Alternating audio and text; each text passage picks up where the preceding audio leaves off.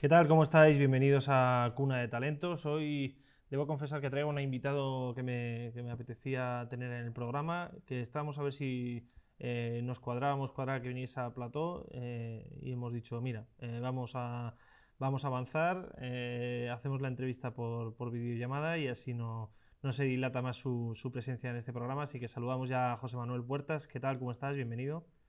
¿Qué tal, Esteban? ¿Cómo estás? Pues muy bien. La verdad es que es verdad que llevábamos tiempo intentando cuadrarlo, pero bueno, al final ya lo hemos conseguido y muy contento de estar aquí con todos vosotros. Bueno, me alegro. Lo primero, empezamos por el final, hablando del Eurobásquet, que bueno, que ha sido parte activa además en televisión con el Eurobásquet. Antes de empezar este programa estábamos hablando un poco, pero me gustaría, bueno, recalcarlo, resaltarlo e incidir en ello, bueno, yo creo que más o menos todos los que nos gusta el baloncesto y lo seguimos de una u otra manera, estamos de acuerdo que ha sido un Eurobásquet realmente de mucho, mucho nivel.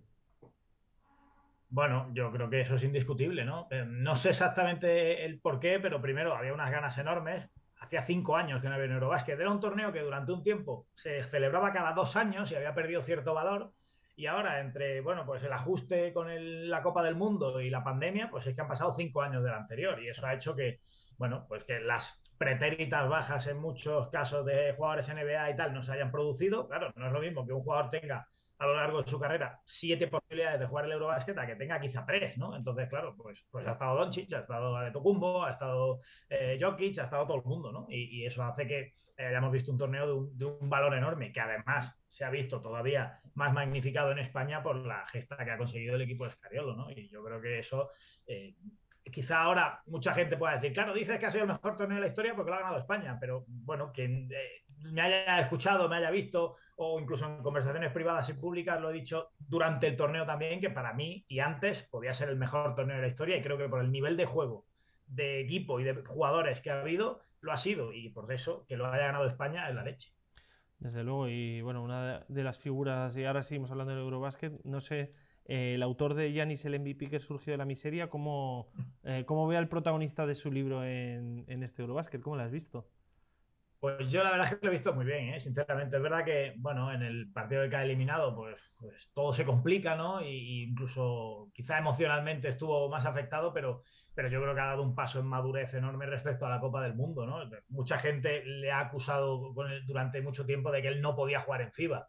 Bueno, yo creo que él al final parte de un hándicap importante que es la carencia indiscutible que tiene Grecia de tiradores. Este año en Grecia apareció Tyler Dorsey, que era un poco bueno, pues el esperado tirador, pero claro, al final, con un tirador, si ese tiene un mal día, es complicado, ¿no? Giannis necesita estar rodeado de tiradores y esto lo vemos en Milwaukee cada día, ¿no? Y en Grecia, en el Mundial, pues no lo sabía, no había tiradores de élite y ahora con Dorsey ha mejorado. Yo creo que Grecia no ha estado tan lejos de las medallas. Es verdad que la ha hecho Alemania, pero el torneo de Grecia hasta ese momento es bastante bueno, ¿no? Entonces, yo a él, además, a nivel personal, le he visto con una madurez enorme. Por ejemplo, el partido de octavos ante República Checa, en la primera parte no está bien, pero en la segunda parte domina el partido, es decir, no se crispa, no intenta hacer cosas cuando no debe hacerlas. Entonces, yo en ese sentido creo que él, bueno, pues ha demostrado perfectamente que puede jugar en FIBA para los que pudieran tener dudas, ¿no? Lo que sí es cierto es que, bueno, pues Grecia tiene un problema en los tiradores y eso a Giannis no le ayuda en su juego, ¿no? En el partido contra República Checa veíamos que es que se le ponían tres jugadores delante, era el muro de Berlín, los checos delante de Giannis y ahí tenía Grecia que inventar qué hacer, ¿no? Bueno, Grecia pudo salir de ahí, pero ya luego ante Alemania no les resultó tan sencillo porque Alemania ya era otro nivel y bueno, yo creo que Giannis desde luego ha demostrado que puede jugar en FIBA y muy bien. Totalmente. Y yo no sé, ahora te preguntaré más en concreto por el libro, pero no sé si cuando uno escribe un libro a un jugador, a partir de que empieza a escribir ese libro, cuando lo publica bueno, sobre todo ya cuando vas teniendo el feedback de los lectores, ya digamos al jugador uno lo ve de una manera diferente o lo ves igual que antes de hacer el libro. Bueno, hombre, primero coges cierto cariño a la historia, ¿no? Y más una historia como esta que desde luego es una historia que va mucho más allá de lo deportivo, ¿no? Es una historia que humanamente es muy chula, ¿no? Entonces, bueno, no te puedo negar que algo de afecto le coges, ¿no? Al personaje y que en el fondo te interesa que le vaya bien, porque si a él le va bien, pues seguramente al libro le va a ir bien también, ¿no? Esto es indiscutible. Eh, yo trato de analizarlo deportivamente, desde luego, de la forma lo más objetiva que puedo y por eso creo que no es ninguna tontería decir que él está a un nivel superior a nivel FIBA al que estaba, porque además sigue teniendo 27 años y no hace más que crecer, ¿no? Tanto en NBA como en FIBA, y mucha gente todavía cree que no se ha alcanzado ni mucho menos su techo. Pero sí es verdad que no puedo negar que, hombre, algo de afecto y más cuando sabes tanto sobre su vida y sabes tanto de cómo ha llegado hasta ahí, pues sí le coges, es evidente. Ahora nos contarás, bueno, cómo surge el libro. También hemos visto, bueno, la portada en griego, también te preguntaré por ello, pero no sé si a medida que ha ido avanzando y pasando el tiempo desde que publicaste el libro, eh, la historia te va pidiendo más o no. Bueno, mira, yo creo que el libro se cierra bien, pero claro, el libro se cierra cuando Janis tiene todavía 25 años. Entonces, claro, es bastante razonable que ese libro tenga una ampliación. El libro empieza con un chaval, hijo de inmigrantes ilegales en Grecia, nigerianos, que, bueno, pues parte de un entorno y de una situación vital muy desfavorecida y que llega a los 18 años sin tener siquiera documentación, sin tener un pasaporte, un DNI, sin poder subirse a un avión, sin poder salir de Grecia, ¿no? Y termina con ese chaval 7 años después firmando el contrato más caro de la historia de la NBA. Entonces yo creo que se cierra bien. ¿Qué pasa? Que un año después él consigue ganar un anillo. Pues sí, claro que te pide un poquito más, ¿no? Pero es verdad que yo no descarto en absoluto que haya una ampliación del libro a medio plazo, porque además su carrera creo que va a seguir creciendo y desarrollándose y va a ganar muchas más cosas, pero creo que se cierra bien, ¿no? Ese cuento de hadas, si quieres, ¿no? De empezar sin tener nada a firmar el contrato más caro de todos los tiempos. Es verdad que todavía no había ganado la NBA. Bueno, el tiempo dirá, yo estaría encantado de que hubiera una segunda parte del libro o una ampliación de este primer libro, pero desde luego me parece que es una historia que en sí misma ya merecía la pena. Y de hecho, como me vas a preguntar por ello, te diré que cuando yo empiezo a trabajar en el libro, Giannis no es ni tan siquiera una mega estrella de la NBA, es un jugador que empieza a ser destacado en Milwaukee, que empieza a estar en las quinielas para entrar en el All-Star, pero nada de ser MVP ni nada por el estilo. Y yo ya consideraba que eso merecía un libro, porque que ese chaval acabara siendo uno de los mejores jugadores cuando había tenido problemas de todo tipo, nutricionales, de lo que quieras, de tener que trabajar en la calle con 10 años, de tener incluso problemas con la justicia, desahucios en su casa, pues que acabara siendo uno de los mejores jugadores del mundo, de los 50 mejores del mundo, si quieres, ¿no? Pues ya me parecía la leche, que hubiera entrado en la NBA, que fuera al draft de milagro porque no tenía papeles un mes antes y no podía viajar a Estados Unidos. Ya me parecía la leche. ¿Qué pasa? Que en los 3 años que se produce el desarrollo del libro por mi parte, pues claro, él se convierte en una superestrella y eso, bueno, pues me viene bien y le da más picante al libro, pero ya antes de eso para mí merecía la pena muchísimo esa historia. Desde luego. Recordamos, Yanis, el MVP que surgió de la miseria, José Manuel Puertas. Ya venías de, bueno, de mucha experiencia previa, lógicamente, en el periodismo deportivo, también de otro libro que quería comentar, aunque bueno, es un programa de baloncesto, a veces nos salimos también un poquito de ello, pero me hacía gracia, no, las historias como tal, y ahora diré el título del libro, no tienen paralelismo, pero sí que hay, yo creo, no sé, algo de lo que parte que veo cosas en común, ¿no? Lógicamente, bueno, Luka Modric, el hijo de la guerra, junto a Vicente Azpitarte, que también es buen amigo de esta casa. Lógicamente también tiene algo de una historia detrás tremenda, ¿no? De la que parte el libro.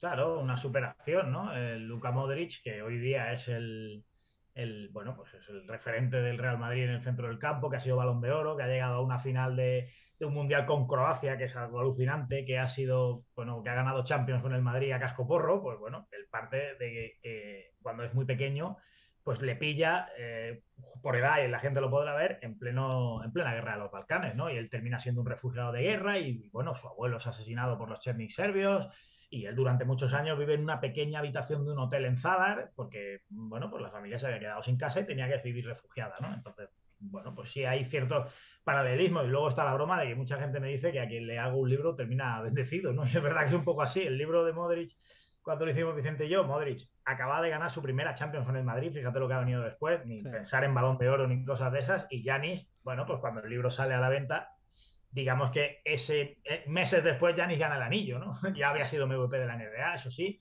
pero gana el anillo meses después, así que bueno, ¿a quién piensa eso? Bueno, yo creo que la verdad es que, como dicen los americanos, ¿no? Ball don't lie, muchas veces el balón hace justicia a la pelota y yo creo que en este caso a estos dos les ha hecho justicia porque lo que han pasado para llegar a donde está, merecía un premio y lo han encontrado. De todas formas, yo por si acaso, para no gafar la historia, no te voy a preguntar si estás trabajando en algún otro libro. Más que nada para, bueno, para quien sea, si hay algún trabajo por ahí, pues que siga el camino y Bueno, que igual que con estos libros, pues que tenga un buen final. te diré que en este caso estoy trabajando en algo, pero no es una biografía, así que bueno, en este caso, pues bueno, pues podemos decir que hay un trabajo de muchas historias relacionadas con el baloncesto, de muchos personajes distintos y bueno, pues a ver si pronto podemos ir contando algo más. Bueno, estaremos pendientes. Recordamos ese libro Yanis, el MVP que surgió de la miseria. Y quería preguntarte en concreto, ya hemos visto las imágenes de esa portada en griego, también salió bueno, en noticias aquí en diversos medios en España, esa traducción al griego, ¿no? Que podría parecer lo lógico, pues que ese libro fuese en griego y que fuese pues un periodista español el que se encargara de traducirlo, pero en este caso la historia lógicamente es tuya y esa traducción al griego pues fue posterior. Cuéntanos cómo se dio todo. Bueno, pues mira, la verdad es que es un proceso chulo porque curiosamente cuando mi libro sale a la venta no había ningún libro en griego sobre Yanis, nadie se había lanzado a ello, ¿no? Ah, Entonces curioso. he de reconocer que en 2 semanas hubo 5 editoriales griegas preguntando por el libro, ¿no? Porque querían el libro. También te digo que yo era consciente de que iba a salir otro libro en Estados Unidos sobre él porque en el mes de febrero más o menos se anunció por parte de la periodista estadounidense que lo hizo que iba a publicar el libro de Yanis en agosto, me parece. ¿Qué pasa? Que yo ahí tenía el libro ya terminado, ¿no? Entonces, sí es verdad que hablé con el editor y le dije, lo que no podemos es retrasarlo mucho, ¿no? Claro. Porque claro, el libro está hecho ya y aquí han anunciado uno que va a salir en agosto. Bueno, pues tenemos que salir. Porque el libro estaba hecho, ya te digo, yo llevaba 3 años y casi medio trabajando con el libro y bueno, pues eso, en el diciembre de 2021 el libro estaba finalizado y salió a la venta en marzo, me parece que fue, ¿no? Entonces, cuando se produce ese anuncio, creo que era en febrero, de voy a sacar un libro sobre la vida de Yanis en agosto, yo le dije al editor, Corre. hay que salir, es el momento, claro. Y ya de hecho, ese libro estadounidense también ha publicado en Grecia ya. O sea, están los dos allí ahora mismo, ¿no? Y bueno, pues ya te digo, todo se produce porque pues un medio griego me contacta, me hace una entrevista cuando yo anuncio en redes el tema del libro y tal, y a partir de ahí se enteran varias editoriales y bueno, pues fue un proceso muy rápido y tuve la suerte de que la editorial Cactos, que es la editorial griega que compró los derechos del libro, pues hizo una gran apuesta, ¿no? Bueno, es muy de agradecer como a Ediciones JC, que es la gran editorial del baloncesto en España, ¿no? La que ha Totalmente. apostado principalmente durante años por literatura de baloncesto y que es la que ha publicado el libro de Yanis. Pues allí en Grecia la verdad es que Cactos se portaron de maravilla, hicieron una apuesta enorme. Yo estar allí presentando el libro y bueno, pues el libro fue bestseller durante algunas semanas en Grecia y la verdad es que muy contento en ese sentido. Y muy chulo, ¿no? Ir paseando por la plaza Sintagma y que veas pues eso, cartelería o que veas en las librerías principales en la entrada el libro y bueno, pues te da, es verdad, reconozco que te da un poco de picor en el estómago, ¿no? Ver eso allí. Y aparte de aprender a escribir tu nombre en griego, pues darte cuenta de que el libro ha sido muy valorado y muy respetado allí, ¿no? Y eso pues es un orgullo, la verdad. Y aunque evidentemente, pues bueno, escribes mucho, ya no hablo de libros, sino de medios, ya sea en papel o digital, Uh-huh. pues yo en particular, pues sobre todo por todos estos años, asocio tu nombre a Tirando a Fallar en Es Uh-huh. Radio. Pero quería preguntarte, y te oímos en la tele, y para mí dices, bueno, José Manuel Puertas a la radio, pero cada vez te veo escribiendo más, ¿no? ¿Vas a abandonar la radio o- No, si a mí la radio no me abandona, yo no la podré abandonar nunca. Reconozco que es lo que más me gusta. Es verdad que me lo he pasado muy bien en Mediaset en el Eurobásquet. Narrar partidos a mí me encanta, hacer radio en televisión. Yo creo que es algo con lo que disfruto muchísimo, porque además trato de hacerlo con pasión y creo que se nota. Y bueno, escribir me gusta. A mí me apasiona el baloncesto y el periodismo sobre el baloncesto, el deporte en general, ¿no? Pero el baloncesto reconozco que es un poquito, pues muy especial para mí, como lo es para ti, Esteban. Y, y bueno, yo espero que la radio no me abandone nunca. Siempre digo que Tirando a Fallar es un poco la aldea gala totalmente? del periodismo deportivo de baloncesto, ¿eh? Son casi 20 años ya en antena, es verdad que los primeros, pues a nivel muy modesto, local, en una emisora en la que Vicente Azpitarte tuvo la suerte la gran idea de crear el programa y de unirnos a unos cuantos locos por el baloncesto y empezamos en Radio Contadero, una emisora de un pueblo de Huetor Vega de un pueblo al lado de Granada que se llama Huetor Vega. Y a partir de ahí es verdad que llevamos ya más de 10 años en el radio a nivel nacional. El único programa de baloncesto a nivel nacional en una emisora generalista, sin contar podcast, porque bueno, hay otras emisoras que tienen su programa de baloncesto, pero en formato podcast, no en formato radio, que emiten en radio puntualmente, pero aquí todos los domingos a las 11 de la noche en el radio se habla solo de baloncesto y a mí eso me parece la leche por parte de la apuesta que el radio ha hecho y sigue haciendo por el baloncesto y bueno, pues ojalá que la radio siempre esté ahí porque yo voy a estar al otro lado, la radio a mí me apasiona y bueno, el periodismo sobre baloncesto me engancha mucho en todos sus formatos, pero reconozco que la radio es especial. Y lo digo de memoria, pero hay una frase, frase, hashtag que has utilizado durante mucho tiempo. Si me equivoco, no, me dices, pero creo que es algo se mueve al sur del país. Sí. Y bueno, háblanos qué se mueve al sur del país, porque Granada ha vuelto a ponerse en el mapa de baloncesto estos últimos años y más en concreto esta pasada temporada ascendiendo a CB. Sí, bueno, yo, aunque trabajo en medios nacionales principalmente, pues es verdad que, bueno, soy granadino y orgulloso de serlo y de hecho, pues paso la mayor parte de mi tiempo en Granada, ¿no? Aunque voy mucho por Madrid, pero la mayor parte de mi tiempo la sigo pasando. Tengo la fortuna de poder seguir viviendo en Granada, que en el fondo eso es un privilegio, ¿no? Aunque ya te digo, voy mucho por Madrid y lo disfruto. Bueno, pues es verdad que estamos ante una de las historias más bonitas que ha dado el baloncesto profesional en los últimos años en España, aunque parezca un poco chauvinista por mi parte decirlo por ser de Granada, pero es que es una realidad. Sí, sí.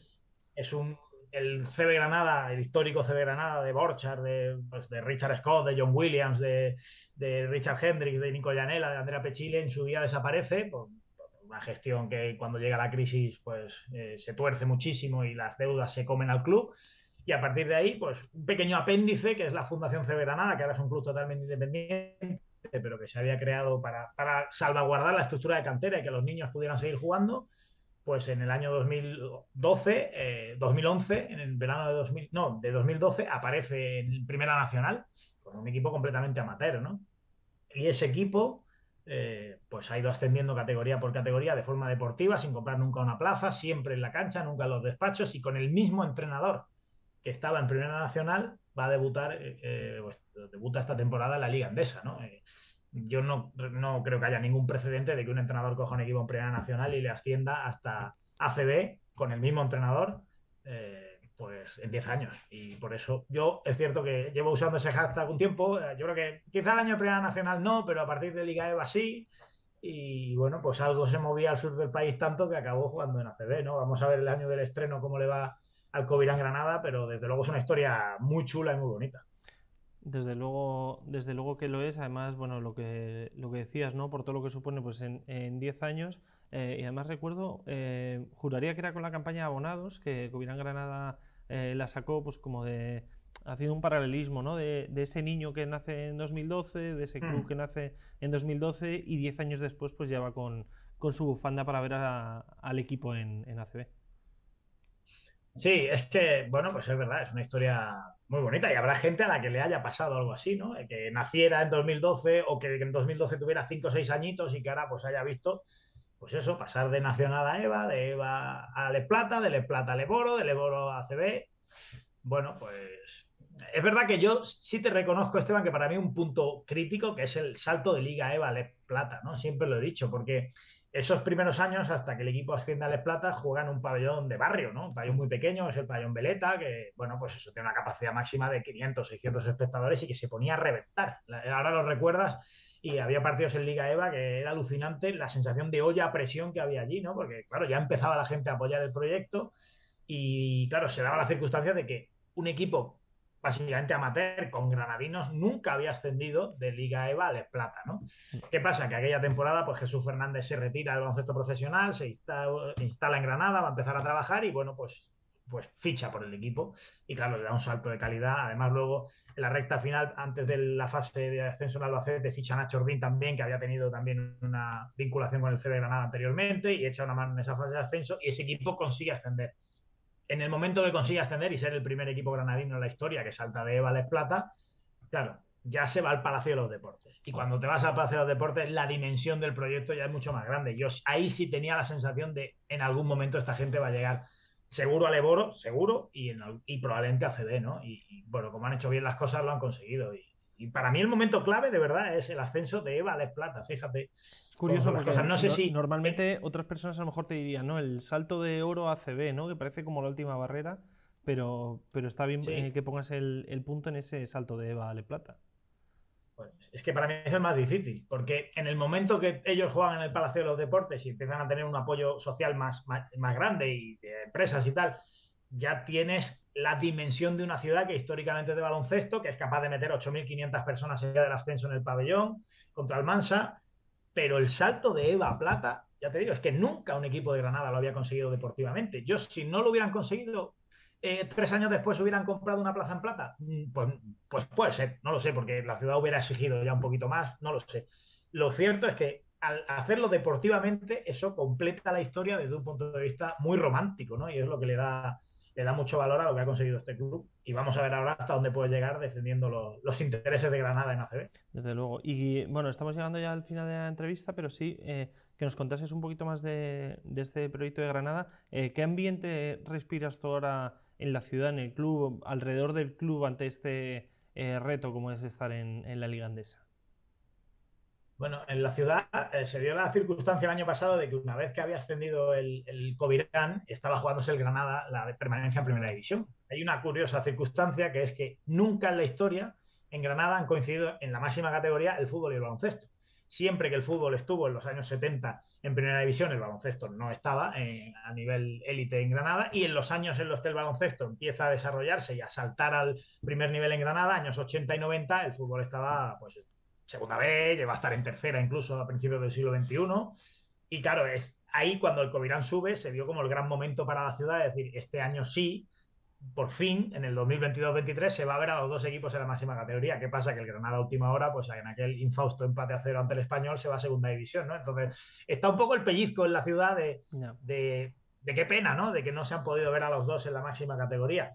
Yo sinceramente creo que esto le genera una oportunidad al baloncesto, porque no podemos obviar que, por mucho que el baloncesto, Granada sea una ciudad con mucha tradición, la competencia de un fútbol en primera es absolutamente feroz, ¿no? Y aunque siempre se hable desde un punto de vista buenista, si quieres, desde los clubes, de no, bueno, nos interesa que a vosotros les vaya bien y todo esto, obviamente para la ciudad es bueno tener al deporte al máximo nivel, pero yo creo que al baloncesto le va a dar alguna oportunidad para, sobre todo en el primer año, tener un mayor oxígeno económico, que es algo tan importante para dar el salto tan grande que supone pasar de la EVA a ACB, ¿no? Ojalá que este año el Covirán sea capaz de mantenerse y que el Granada suba, y ya con el proyecto más estabilizado en ACB, los dos sean capaces de compartirlo, ¿no?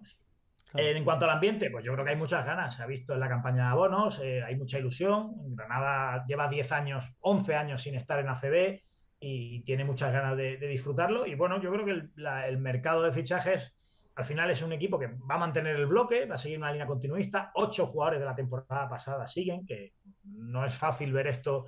Aunque es verdad que, por ejemplo, a Bilbao le fue muy bien cuando ascendió y Sí. mantuvo a jugadores del bloque, incluso fichó jugadores del EP, pero renovar a mantener a 8 jugadores del equipo anterior, mucha gente lo ve como un riesgo, ¿no? Por decir, bueno, son jugadores que saltan de la categoría inferior, aunque es verdad que algunos de ellos, como Pera Tomás o Petit Niang, no tiene nadie que explicarles lo que es la ACB, ¿no? Sobre todo Pera Tomás, que ha jugado 14 años en ACB. Pero, bueno, pues obviamente el tema está en que ahora la gente viene de estar en un proyecto permanentemente ganador, que casi en todos los años de su existencia ha ganado muchísimo más de lo que ha perdido, y que en condiciones normales, salvo bombazo, este año va a perder más de lo que va a ganar, ¿no? Este año el objetivo para Granada tiene que ser ganar 12 partidos, quedar por encima de 2 y salvar la categoría, ¿no? Supongo que ese es el objetivo. Y bueno, yo creo que muchas ganas, por ejemplo, de ver a Cristiano Felicio, que es el gran fichaje del Covirán, que es un jugador, bueno, pues que ha estado 6 años en NBA, que viene a jugar la Copa América con Brasil y que el año pasado lo hizo muy bien en Alemania, y que yo creo que tiene pinta de ser un jugador que va a tener mucha gente en el Supermanager, ¿no? Porque un Sí. jugador así, en un equipo pequeño, va a sumar Va a mucho de sumar, va a valoración. sumar, sí, sí. Tiene pinta. Así que bueno, yo creo que hay muchas ganas, pero también la sensación de que va a ser un año duro y de que bueno, pues va a tener que remar mucho un equipo que, por cierto, y ya termino, para mí va a ser clave las 8 primeras jornadas, porque en esas Totalmente. 8 primeras jornadas del Covirán, los granadinos no se enfrentan a ningún equipo de Euroliga y de categoría quiero decir, de Europa, pues juegas con Gran Canaria, con Murcia y con Manresa, me parece, pero el resto, la mayoría de rivales son rivales de los que a priori se va a jugar la permanencia, ¿no? Luego ya vendrá Madrid, Barça, Baskonia, Juventud y eso ya se complica mucho. Así que yo creo que Granada, de esas 8 primeras jornadas, bien hará con salir con 3 4 victorias, porque si no el tema se le puede hacer muy largo.